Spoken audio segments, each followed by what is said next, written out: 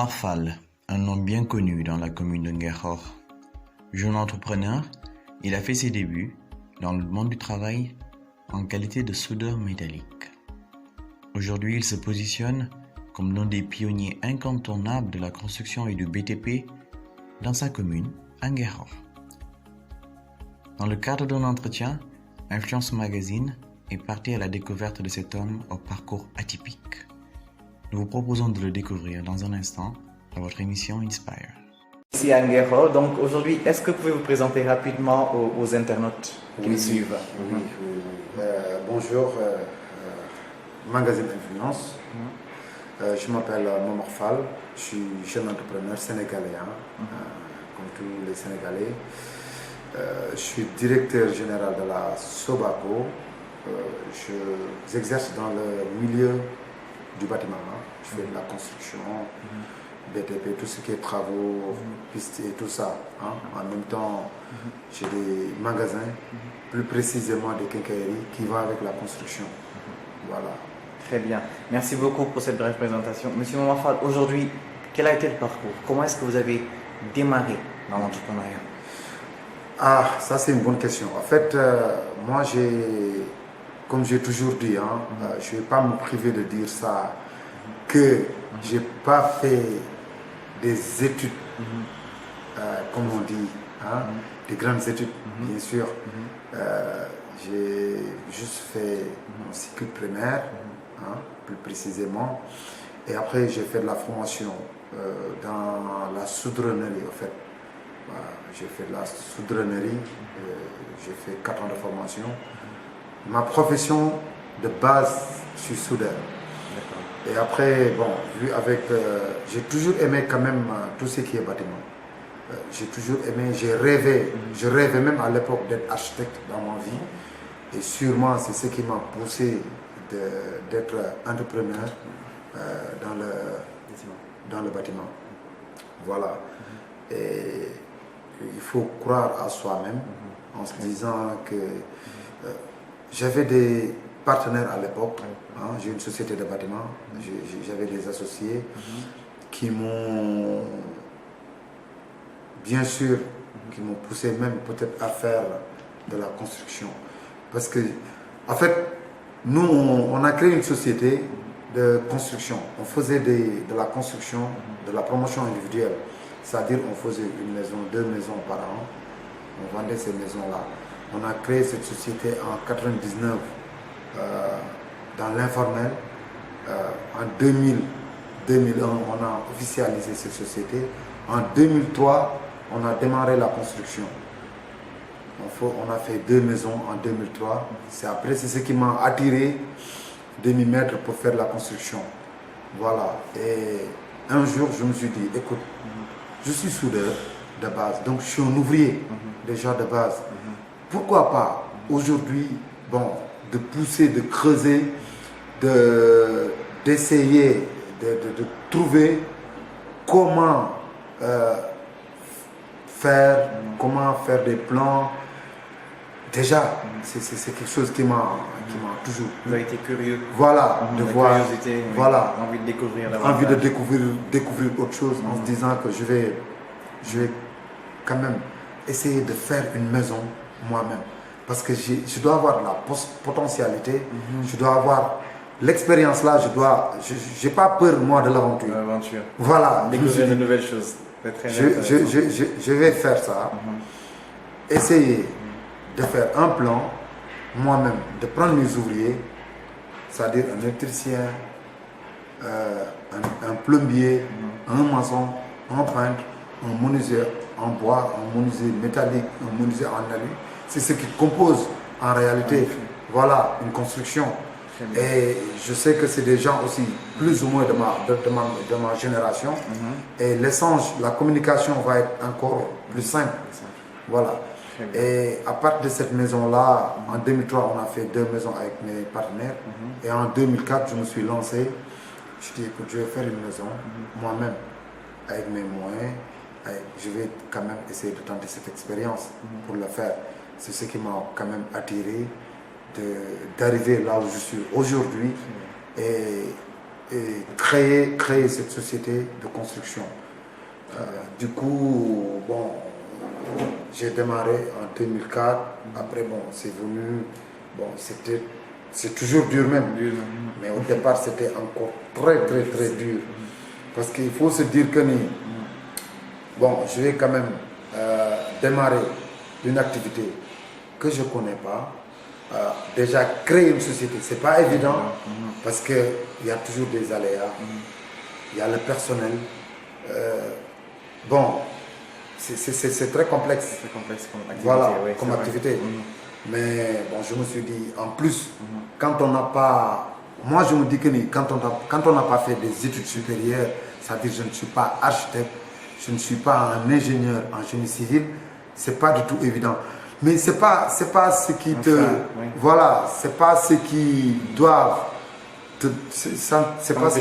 t'empêcher aujourd'hui de ne pas se dire que je peux le créer. Je me suis dit, je suis jeune, j'ai des ambitions, je vais créer cette société quand même et je vais me mettre et je pense que je vais aller jusqu'au bout.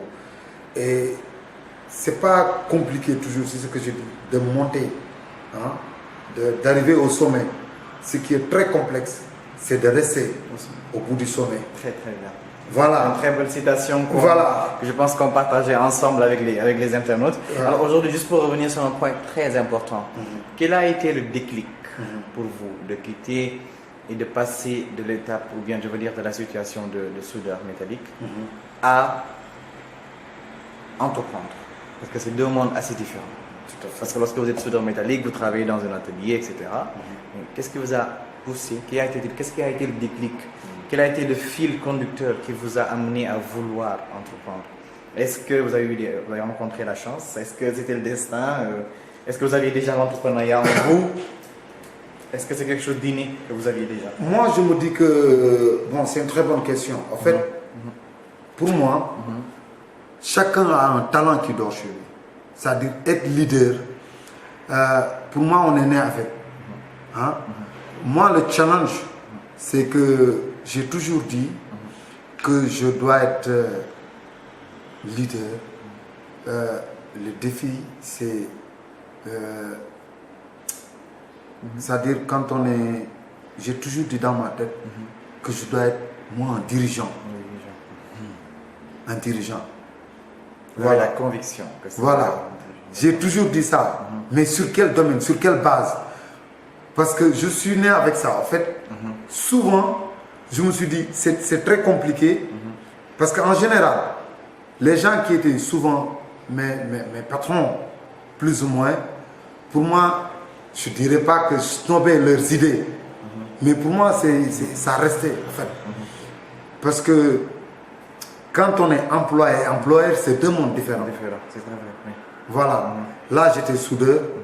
Bon, j'étais employé. J'étais dans un atelier. J'étais dans une école de formation, après dans un atelier. Mais j'ai toujours dit que pour moi, c'est une rupture. C'est-à-dire, je dois être autre chose, par exemple, que d'être employé. Je ne sais pas si c'est le mot ou pas. C'est parfait, je comprends. Que je dois utiliser. C'est l'ambition qui vous a guidé, c'est très bien. Voilà. Et aujourd'hui, à un moment donné, je me suis dit non, il faut que je crée ma société pour être dirigeant. Parce que ce talent-là, je le sentais que ça dormait. Parce qu'il faut se dire que, un exemple, en Europe, on vous demande par exemple, souvent, ouais, c'est quoi vos diplômes, vous avez fait quel parcours et tout ça. Mais comme on dit, aux États-Unis, parce que pour moi, un diplôme, c'est une présomption, c'est une reconnaissance voilà, c'est une présomption de reconnaissance. Mais un savoir-faire, hein, c'est différent. Un savoir-faire, c'est la valeur, c'est ce qui fait la valeur de la personne en réalité. Et que je me suis dit, je peux faire autre chose. C'est ce qui m'a, peut-être, c'est le déclic qui m'a poussé aujourd'hui d'être chef d'entreprise. Et il faut croire en soi-même. Parce que c'est encore une fois de plus, mais c'est pas du tout évident. Hein. C'est pas du tout évident. J'ai créé cette société. Bon, il y a toujours eu comme on dit, on a toujours les roues dans les bâtons dans les roues. On a un personnel qui suit pas par derrière, Oui. mais il faut savoir les manager. Un vrai manager, c'est quelqu'un qui sait prendre les choses dans le bon sens, c'est quelqu'un qui essaie toujours de lire à la pensée des personnes. Parce que quand on est dirigeant, à force d'être dirigeant, de diriger des personnes, quand on fait un tout petit peu d'effort, on devient psychologue. Oui. Parce que la personne qui est en face de moi, j'essaie toujours Excellent. de savoir ce qu'il y a dans sa tête, pourquoi il est venu, qu'est-ce qu'il peut faire. Parce que des fois, on me présente des personnes, mais en réalité, en échangeant, je me suis dit, je n'ai même pas besoin d'avoir leur CV. Je sais qu'ils ne sont pas aptes pour faire ce que je veux. Parce que moi, j'aime bien une personne qui me prouve ce qu'il peut faire, mais pas une personne à qui je dois dire ce qu'il doit faire. Excellent. Je pense que vous étiez déjà destiné en tout Voilà. cas, dans ce milieu qui est l'entrepreneuriat, un milieu très difficile, vous l'avez dit. Moi, je pense qu'aujourd'hui, justement, vous êtes arrivé à réaliser quelque chose. Vous êtes arrivé à réaliser une entreprise, à créer une entreprise qui recrute aujourd'hui des jeunes Sénégalais. Donc, vous aidez aujourd'hui, vous participez, vous êtes un acteur actif, encore une fois, de l'économie sénégalaise. Donc, aujourd'hui, vous êtes arrivé à construire quelque chose qui est bénéfique non seulement à vous et à votre famille, mais aussi aux citoyens sénégalais. Parce qu'il y en a qui viennent travailler ici, vous avez des salariés, nous l'avons vu. Donc aujourd'hui, vous êtes arrivé au sommet. Le parcours n'a pas été facile, on l'a vu ensemble. Selon vous, quel a été le succès en tout cas? Qu'est-ce qui a provoqué cette réussite selon vous? Quels ont été les points sur lesquels vous pouvez dire si chaque entrepreneur a ses qualités, il pourra arriver à la réussite? Déjà, il faut être sérieux. Sérieux. Ça, c'est la base pour moi. Il faut être très déterminé, très engagé. Ça, c'est important dans la vie. Parce que c'est ce qu'on dit toujours, la réussite est au bout de l'effort. Hein? Quand on est né dans une famille qui n'ont pas les moyens, M. Badji, Oui. tu es dans un village, plus ou moins, parce que moi je suis né dans un village. Il ne faut pas oublier ça. Déjà, c'est pas évident. Mais il faut être engagé. Et surtout, surtout encore une fois de plus, essayer de faire au maximum, d'essayer de regarder, dans le rétroviseur, en se disant, Qu'est-ce que j'ai laissé derrière moi? voilà, Richard.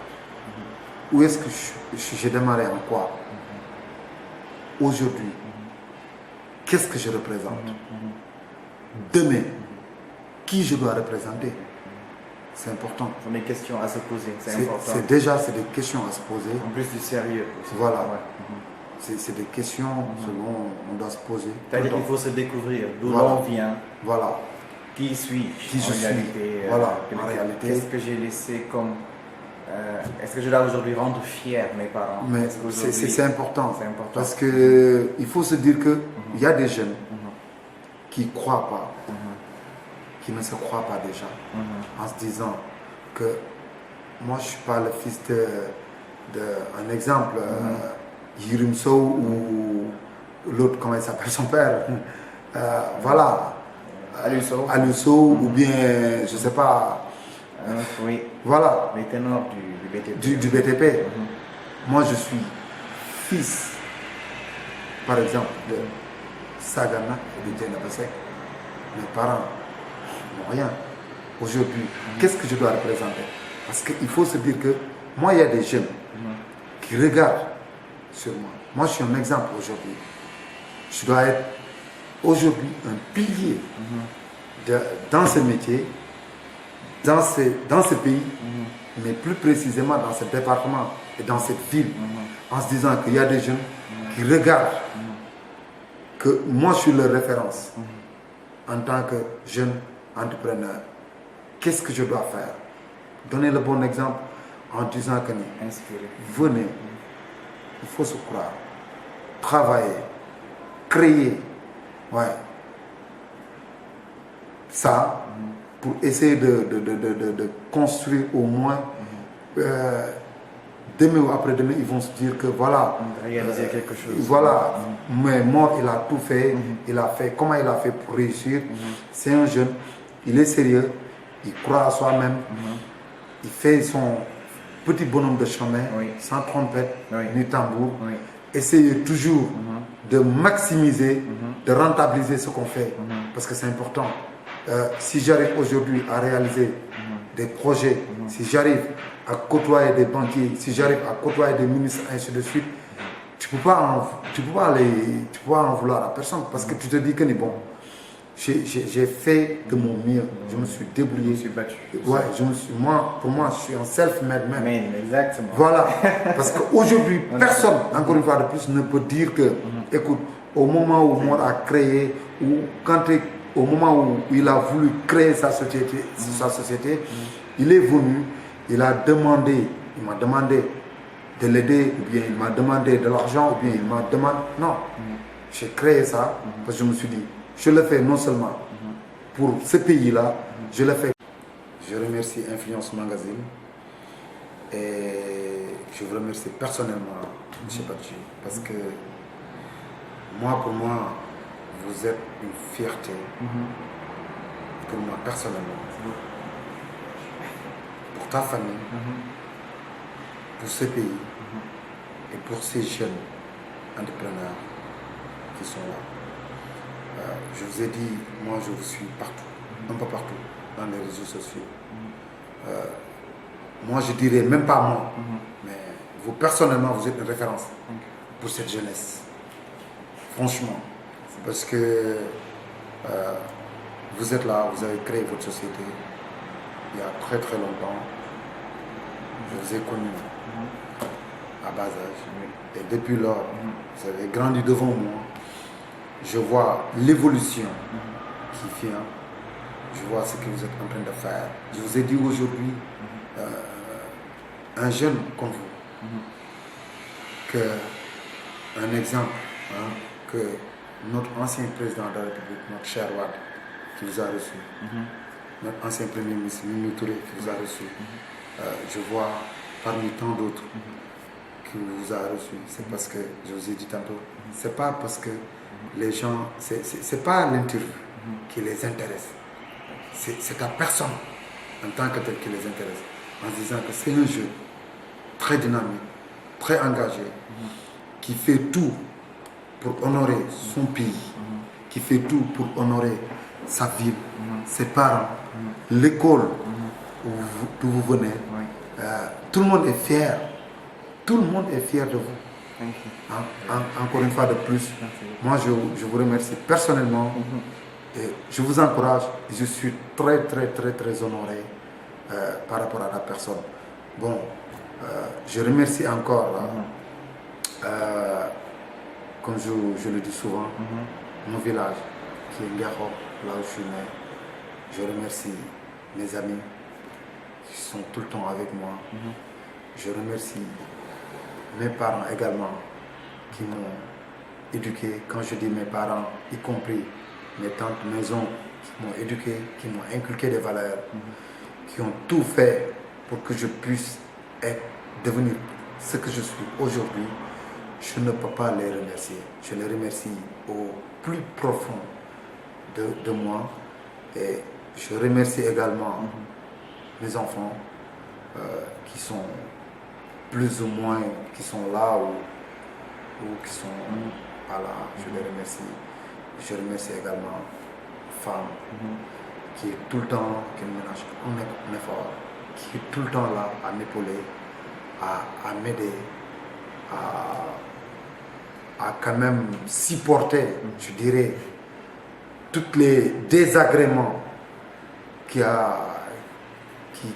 qu'on traverse plus ou moins, parce qu'être homme d'affaires, c'est pas du tout évident. C'est ce que je dis. Homme d'affaires, médecin et politicien, quand on a des maris comme ça, je dirais entre parenthèses, il faut vraiment aimer. Oui, avoir la compréhension. Voilà, nos femmes, elles sont très très braves.